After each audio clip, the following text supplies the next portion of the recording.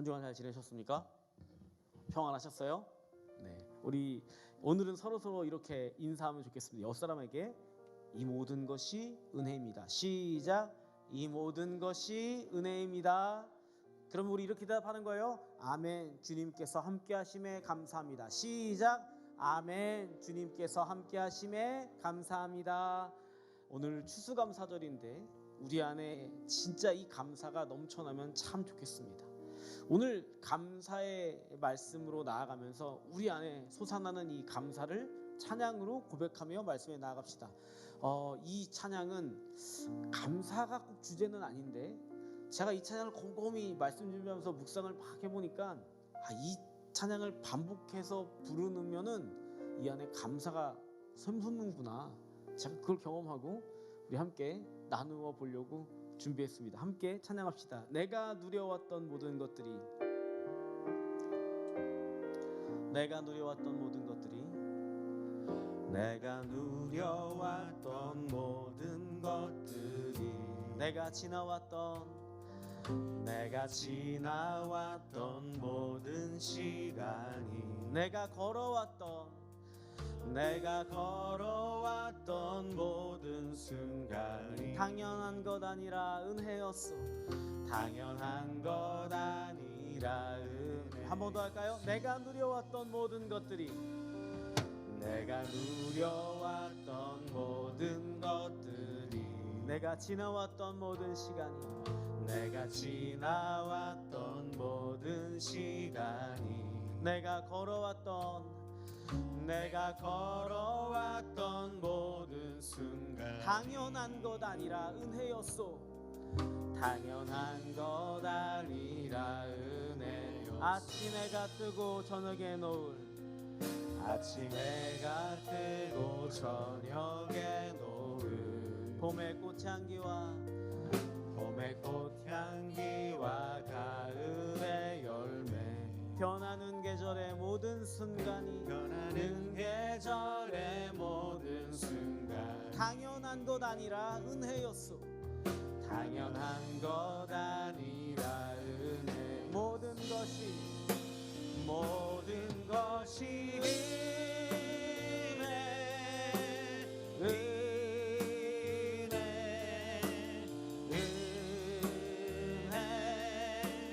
한없는 은혜.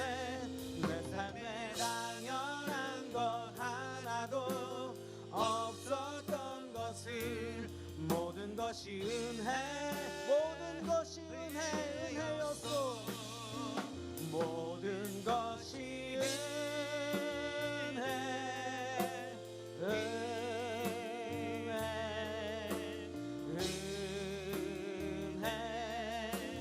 한없는 은혜. 내 삶에 당연한 것 하나도 없었던 것을, 모든 것이 은혜였소. 아멘. 추수감사절에 우리 주님께서 나에게 베푸신 모든 것이 은혜였다는 것을 고백하는 여러분, 이 찬양이 여러분들 평생에 울려나기를 축복합니다. 오늘 시편 65편은 감사 시편으로 아주 유명한 시편입니다. 그런데 이 감사 시편을 가만히 65편을 천천히 곱씹으면서 묵상하여 보면 이 안에 담겨있는 이야기가 딱 하나만 계속 반복해서 얘기하는 게 아니라 어딘가로 흘러간다는 걸 발견합니다. 그게 감사인데, 하나님 나에게 이거 줘서 감사하고 저거 줘서 감사하고 이게 주신 것들로 감사합니다, 이렇게 감사하는 줄 알았는데 들어보면은 내가 이 받은 것에서 주신 감사로 시작하지만 점점 더 하나님을 향해서 바라보게 되는, 위를 향해서 나아가게 되는 감사가 된다는 거예요. 우리 요 65편의 이야기를 가만히 나누면 좋겠습니다. 근데 오늘 시편이 원래 히브리어로 쓰여져서 시라는 게 그 언어가 바뀌면 잘 느낌이 안 살잖아요. 그래서 제가 히브리어 시를 읽을까 하다가 다 우리 모두 다 시험에 들까 해서 우리 발음이 안 좋은 저에게 시험 들까 해서 여러분들 이 시편을, 히브리어 시편을 좀 번역을 했어요. 뜻만 좋게 하려고 제가 번역을 했으니까 번역한 시편으로 우리 오늘 한번 시편 65편을 묵상해 봅시다. 시편 65편 번역판 1절로 2절입니다. 시작. 시온의 하나님, 저의 침묵과 찬양이 다 주님의 것이고 주님께 드린 서원은 마땅히 주님께 갚아드려야 합니다. 주님은 기도를 다 듣고 계신 분이시니 모든 육체가 주님께로 나아갑니다. 아멘. 시인이 모든 육체가 주님께 나아감을 돌아보면서 주님께 너무너무 감사한 마음으로 주님은 내 기도를 다 듣고 계신다 하는 겁니다. 그런데 이 감사의 마음은 내가 좋을 때, 기쁠 때, 좋은 일 생겼을 때 하나님 감사합니다.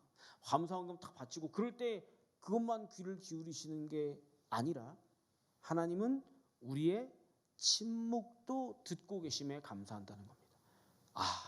그렇죠.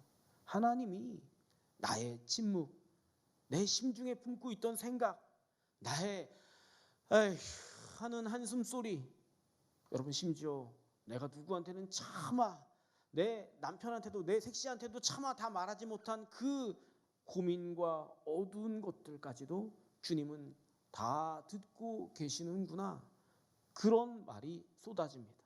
여러분 제가 목사로 살고 성도들을 신방하고 하면서 목사로서 여러분 되게 감사한 게 뭔지 아세요?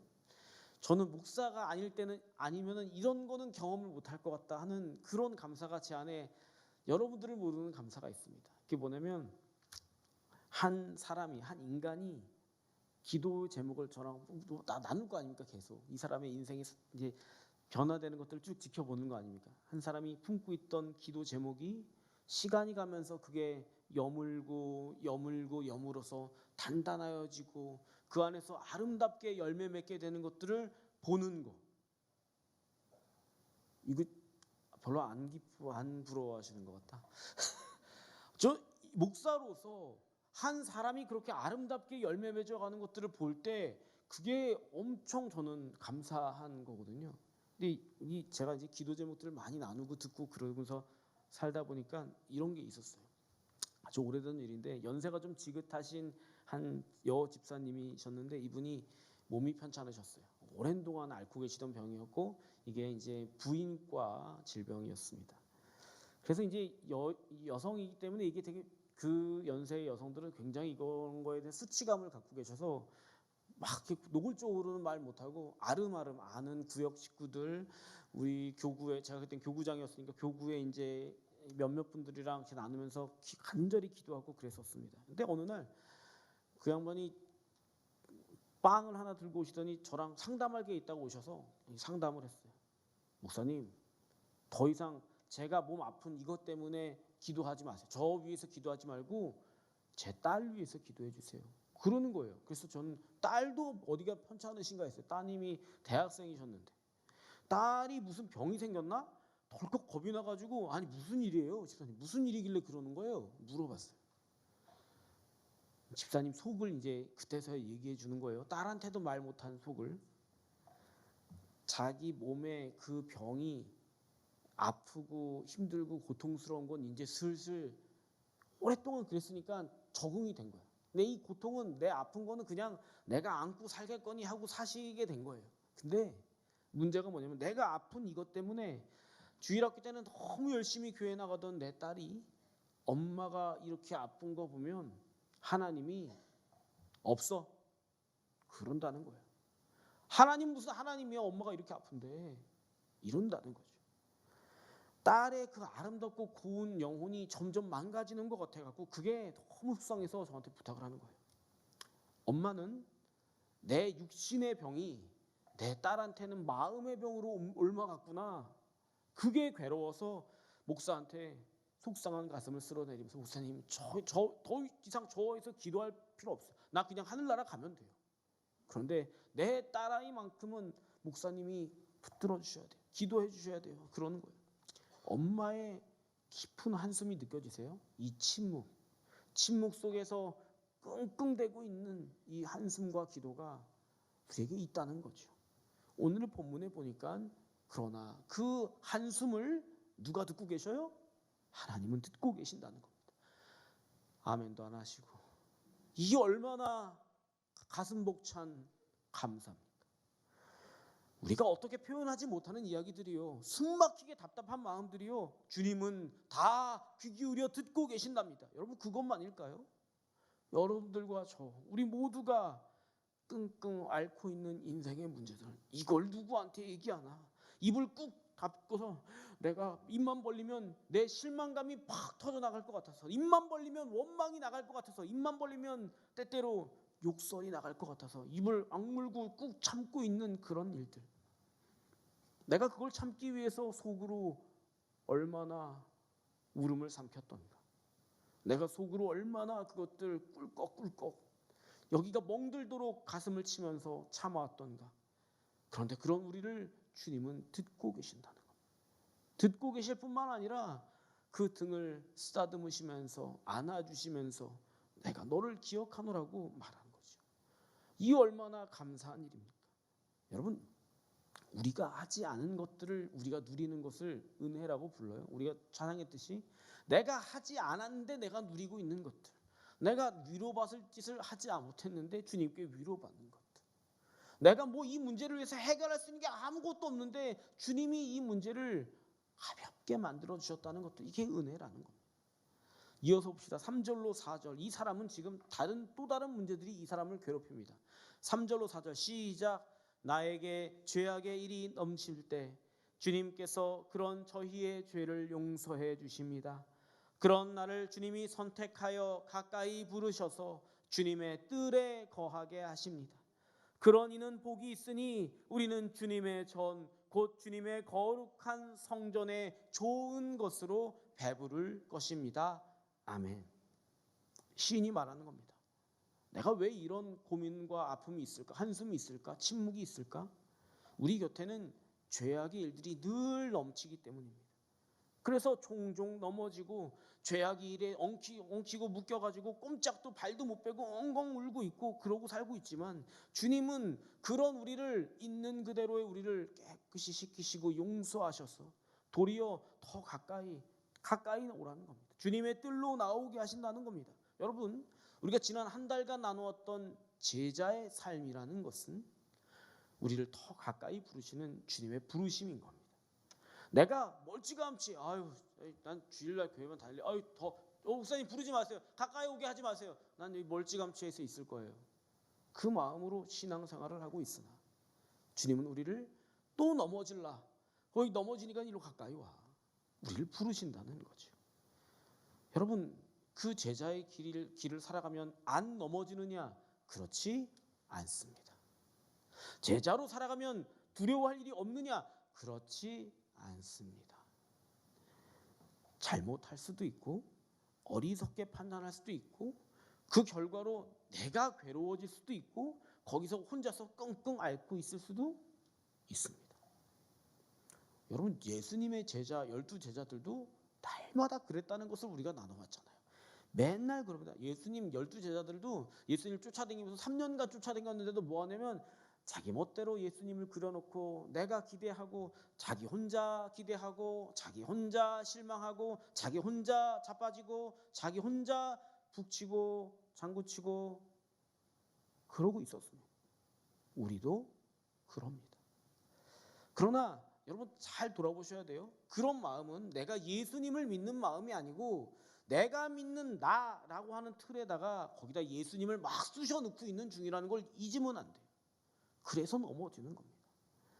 근데 그런 우리를 주님께서는 거기서 자빠지고 넘어지고 깨지고 울고 억울해하고 괴로워하는 그런 우리를 부르시는 겁니다. 가까이 오라고. 주님의 뜰로 부르시는 겁니다. 그리고 오늘 본문은 그 뜰 안에 머무는 그것이, 주님의 거룩함으로 내가 용서받고 새롭게 되는 그것이 우리를 진짜 배불려 줄 거라고, 만족을 줄 거라고 말하는 겁니다. 우리 교회 이름이 뭐예요? 감사합니다. 대답 잘해주셔서. 은혜의 뜰 서북교회라는 말은 우리가 하나님의 뜰이 되기로 결단한 사람들이라는 뜻이죠. 우리가 하나님의 뜰이 된다는 말은 우리의 죄를 맑게 씻어주시는 하나님 예수님 때문에 우리도 다른 누군가를 하나님의 뜰로서 맑게 씻어주려고 준비하고 있는 사람들이란 뜻입니다. 네 이랬어? 30년, 40년이 지나도 그 얘기 계속하면서 그걸 괴롭히는 사람들이 되는 게 아니라 내가 너를 사랑하노라. 주님께서 뜻하신 바가 있노라. 그리 말해주는 겁니다. 거기서 우리의 더러움을 서로의 더러움을 깨끗게 씻기고서 주님의 성전에서 가장 좋은 것으로 배가 불려지는 것. 그게 주님의 은혜의 뜰 서북교회가 누리게 될 일이라는 거죠. 이 은혜의 뜰을, 이 주님의 은혜를 뭐라고 설명할까를 어제 새벽에 쓰면서 이게 고민을 많이 했는데, 지금은 아니지만 저도 강아지를 3마리 동시에 키울 때가 있었습니다. 담비, 은비, 까비 이렇게 해서 치와와 믹스견이었는데 3마리를 키웠습니다. 이 녀석들이 집 안에서 키우니까 항상 야망이 있어요. 얘네들이 항상 야망이 있어요. 무슨 야망이냐면 집 밖으로 탈출하고 싶은 야망. 그래가지고 이렇게 문만 딱 열리면 그냥 거짓말, 진짜 여러분 보면 깜짝 놀랐을 거예요. 총알같이 나갑니다. 문 열리는 사이에 3마리가 다다닥 나가버리면 잡을 새도 없어요. 아버님 들어오실 때 문이 열리면 다다닥 나가가지고 하루 종일, 제가 쌍문동 살았거든요. 쌍문동 더러운 뒷골목, 쓰레기통, 무슨 쓰레기통이나 쓰레기통은 다 뒤지는데 어디서 그런 걸 묻히고 오는지 온통 진흙탕에 쓰레기에 그리고 어느 날은 또 누구랑 싸웠는지 귀는 뜯겨가지고 피는 철철 흐르고 이마는 찢어져가지고 그러고 와요. 저녁이 되면 문 밖에서 계속 그런 거예요. 그리고 낑낑대는 소리 나고, 야 애들 왔나 보다 나가봐라 아버지가 그러시면, 문을 열면 그 몸으로 들어올 건지 알기 때문에 제가 어떻게 열겠어요? 문 어떻게 열어야 돼요? 조금 열어가지고 보는 거예요. 왔나 이렇게 보고 있으면 거기서 이렇게 하는 거지. 귀를 착 깔고, 이 친구들의 그 전형적인 회개하는 모습이에요. 귀를 착 깔고 내가 제일 불쌍한 강아지인 것처럼 딱 하늘을 보면서 꼬리는 빠지게 흔들어줘야 돼요. 막 보면서 나를 여기 제발 다시 들여다보게 해주세요. 이런 표정으로 나를 다 보고 있어요. 걔네를 어떻게 내쫓습니까? 그죠? 말똥말똥 그걸 보고 있으면 그러면 이제 문 다시 닫은 다음에, 들어올까봐 문을 다시 닫은 다음에 대야에다가 따뜻한 물 받아가지고 현관 앞에서 그놈들을 3마리를 씻기고 있는 거예요. 나 좀 씻겨달라는 거니까 씻겨주고 있습니다. 제가 왜 그 문 앞에서 그 3마리를 씻기고 있을까요? 여러분들 이유를 아세요? 제가 왜 걔네들을 씻기고 있어요? 저는 지나가는 깨끗한 개라도 지나가는 강아지들 만지지도 않습니다. 털 묻을까봐. 전 지나가는 강아지 만지지도 않습니다. 제가 왜 그 세상 온갖 오물은 다 묻히고 온 그 녀석들을 제가 거기서 왜 쪼그리고 앉아서 씻기고 있을까요? 왜? 이유 아시는 분? 혹시 제가 왜 그런지 이유를 아시는 분 이유 아세요? 걔네가 저의 식구였기 때문입니다. 내 식구니까 더러운 거 씻어주고 싶고, 아버지 부르렁 떨어지면 또 신문지 돌돌 말아서 구석에 가서 벌 쓰고 있어 그러면 3마리 다 이렇게 하고 벽에 붙어가지고 벌 쓰고 있는 게 불쌍하니까 그냥 씻겨주고 조용히 오늘 밤은 지나가자, 그런 마음으로 거기서 쪼그리고 있는 거죠. 여러분, 우리 주님 예수님이 우리가 더러운 거 모르실까요? 우리가 조금, 누가 나는 너보다 조금 낫네, 그놈입니다. 3마리가 나가서 한 놈이 제일 더럽고 두 번째는 넌 덜 더럽고 세 번째는 넌 좀 깨끗하니까 그냥 들어와라, 그럴 것 같아요? 다 씻겨야 됩니다. 우리 주님이 누가 우리 더러운 거 모른답니까? 우리가 그날 어디서 못된 거 주워 먹고 배탈이라도 나면, 그리고 그날 밤에 한바탕 와르르 토하기라도 하면 우리 주님이 그 강아지 옆에서 기다리는 주인 마냥 그거 어떻게 하면 낫게 하나 밤새워 같이 고민해주는 그런 분이라는 겁니다. 그게 우리를 품에 안아주시고 우리를 맑게 씻기셔서 다시 주님의 뜰로 가까이 오라고 부르시는 주님의 손길이죠. 여러분, 이 하나님의 뜰은 용서의 장입니다. 누구든지 죄를 범하더라도 이 은혜의 뜰 안에 머물면서 주님께 씻겨지라고 말하는 겁니다. 여러분, 씻겨져 내려야 할 건 우리의 잘못한 죄만 아니라 이 안에 부글부글 끓고 있는 우리의 분노도 마찬가지입니다. 분노함을 가지고 있으면서 세상을 주님의 뜰로 만들 수 있답니까? 없습니다. 하나님께서 세상을 창조하시고 너의 분노를 다른 누구에게 잘 전달해 주도록 하여라. 너의 분노가 2배가 되게 하고 4배가 되게 하고 8배가 되게 하고 분노가 분노를 낳고 분노가 분노를 낳아서 온 천지 사방이 다 분노가 돼서 세상을 지옥으로 만들어라. 내가 그러려고 너를 만들었다. 그러셨나요? 하나님이 우리를 부르신 이유는, 이 온 세상이 주님의 뜰로 뒤덮이기를 바라시는 그 이유는 우리가 서로의 아픔 안아주고 서로를 향한 미움과 분노를 녹여내고 씻겨내며 서로의 잘못을 고쳐가며 서로의 못된 습관들 덮어주면서 세워가는 그것이 주님의 뜰 아니겠습니까? 이게 주님께서 우리를 부르시는, 가까이 오게 하시는 이유라는 거죠. 시인이 이걸 발견한 겁니다. 이어서 본문 5절로 8절 같이 읽습니다. 시작. 우리 구원의 하나님, 주님은 의의 놀라운 일들로 우리에게 응답하시니 온 세상 끝과 먼 바다까지 주님만이 의지할 바가 되십니다. 주님은 힘으로 산들을 세우시고 권능으로 띠를 두르신 분입니다. 주님은 격렬한 바다를 가라앉히신 분이시니 격렬한 파도와 이방 나라들의 분탕지를 가라앉히실 것입니다. 땅끝의 거민들이 주님의 나타나심을 두려워하리니 주님은 아침과 저녁이 옴을 환호하게 하십니다.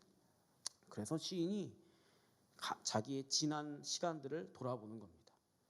나는 내가 쥐고 있었고 내가 했고 내가 만들었기 때문에 내가 받았다, 그렇게 생각하고 살았었는데 돌아보니까 나는 그 안에서 단풍잎 한 장만도 못한 그런 존재였다는 것을 발견하는 거죠. 이 거대한 자연 속에서 나는 미미한 줄 발견하게 되는 겁니다.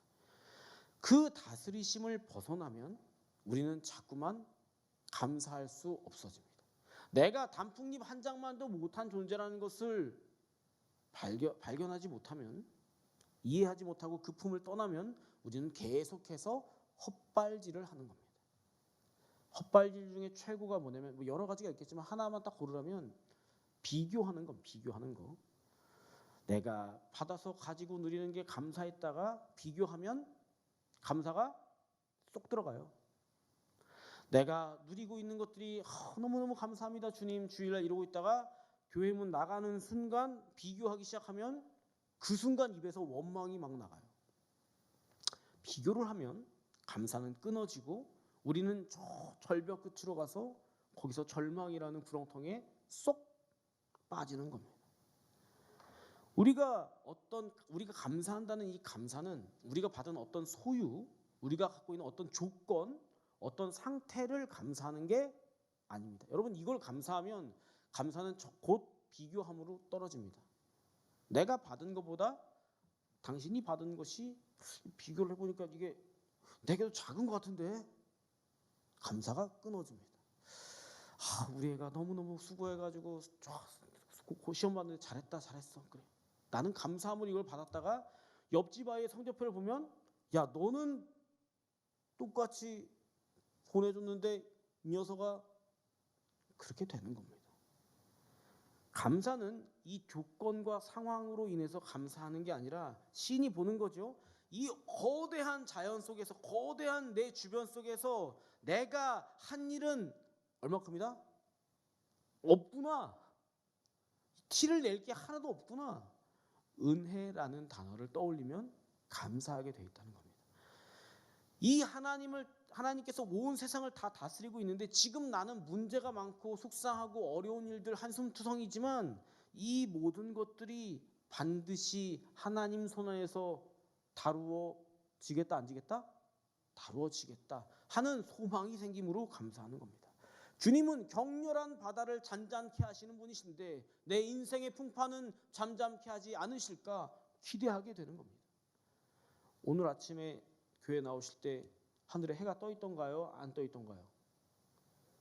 잘 모르시겠어요? 없죠? 그런 분, 해가 떠 있는 거 확실합니까? 확실해요? 그러면 안심하십시오.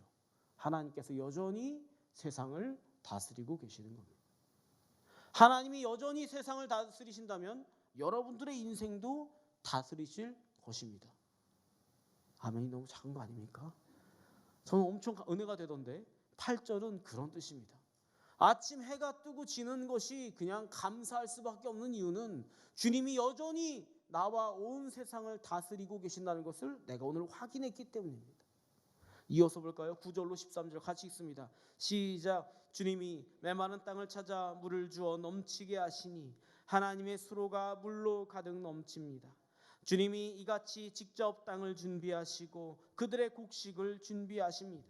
주님이 밭고랑에 물을 주시고 이랑을 낮추시며 단비를 부드럽게 하여 새싹에 복을 주십니다.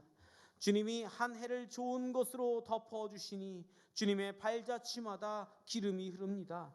광야의 목장에도 흐르니 언덕들이 기쁨으로 띠를 둘렀습니다. 초장마다 양떼로 옷 입고 골짜기마다 곡식으로 관을 썼으니 그들이 환호하고 또 노래합니다. 아멘. 근데 이게 대자연만 아니라 자기가 살아왔던 하루하루를 지난 1년을 딱 돌아보니까 또 감사한 겁니다. 네, 여러분 이게 잘 들어보시면 시를 잘 보시면 알겠지만 하나님 나에게 이것도 주셔서 감사합니다. 양떼도 주셔서 감사합니다. 곡식도 주셔서 감사합니다. 그런 내용이 아닙니다. 중심점이 조금 다른 데 찍혀 있어요. 내가 농사는 실컷 고생해서 쎄빠지게 고생해서 내가 1년 동안 고생해서 농사를 지었지. 그런데 내가 쎄빠지게 고생한 거는 열매를 거두는데 별로 큰 영향이 아니었던 겁니다. 열매 거두는데 농사에 제일 중요한 게 뭐예요? 근동에서 건조한 땅에서 뭐가 제일 중요하겠어요? 물이요, 물. 물 누가 주셨지? 내가 줬나? 아니지, 주님이 주셨구나. 아니 물을 댔는데 열매가 허탕일 때가 있죠. 껍데기밖에 없을 때가 농사들을 안 지어보셨군요. 저처럼 껍데기밖에 없을 수가 있습니다. 그 열매 누가 여물게 하셨지? 내가 했나? 주님이시지. 내가 양을 열심히 쳤습니다. 엄청 수고해서 양을 쳤는데 이 광야 들판을 풀로 우거지게 하셔서 먹게 한 건 누구셨지? 내가 풀을 자라게 했나? 아니지, 주님이시지. 내가 수고한 듯 보였던 모든 일들을 다시 지켜보니까 중심점을 나에게 찍을 게 아니라 하나님에게 찍어야 하는구나를 발견하는 겁니다. 그래서 그 눈으로 산과 골짜기와 들판을 보니까 다 뭐예요? 다 모든 것이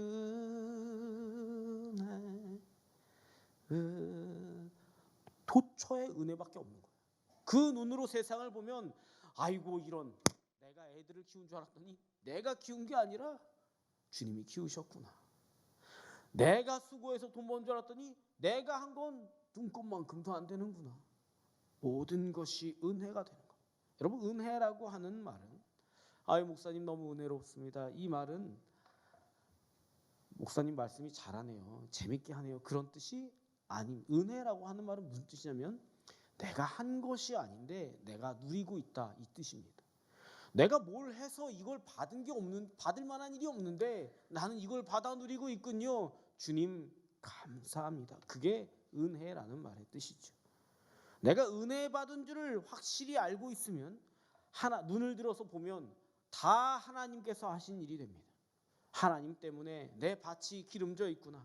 하나님 때문에 내 양떼가 이렇게 든든히 잘 크는구나. 하나님 때문에 내 삶이 풍성해졌구나. 그래서 그 모든 순간이 다 은혜가 됩니다.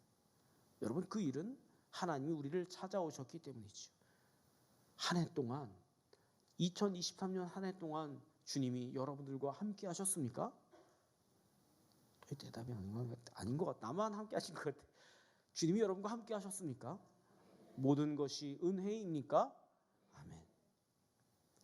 우리가 이 아멘으로 감사의 마음을 하나님께 돌려드리고 있는 겁니다. 그런데 오늘 본문에 사도행전에 이런 장면이 등장합니다.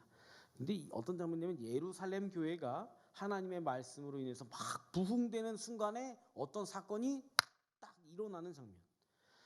당연하게 하나님께서 일하시면 준비되어 있는 공동체, 준비되어 있는 사람들은 다 하나님의 역사가 일어나는 게 됩니다. 그런데 어떤 일이 생기는 거죠? 사도행전 6장 1절 같이 읽겠습니다. 시작. 그때 제자가 더 많아졌는데 헬라파 유대인들이 자기의 과부들이 매일의 구제에 빠짐으로 히브리파 사람을 원망하니. 아멘. 교회가 부흥되고 사람들이 많아지고 있었습니다. 그런데 성도들 중에는 성도들이 편하냐? 불편합니다. 나온 결과가 뭐였냐면 원망이었습니다.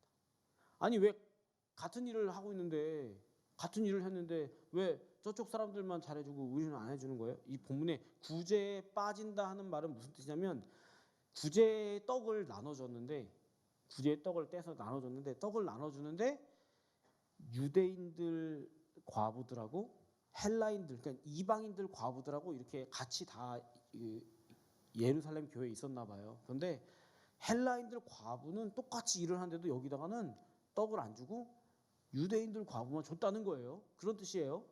이 모습에는 주석가들은 당시 사회적인 상황을 봤을 때 이유가 있을 거라고 보는 겁니다. 왜냐하면 헬라 과부들은 일을 할 수 있었다는 거죠. 나가서 헬라어를 쓸 줄 알고 이방인들이니까 어떤 식으로든 일을 할 수 있을 거라고 설명합니다만 중요한 거는 그런 게 아니에요.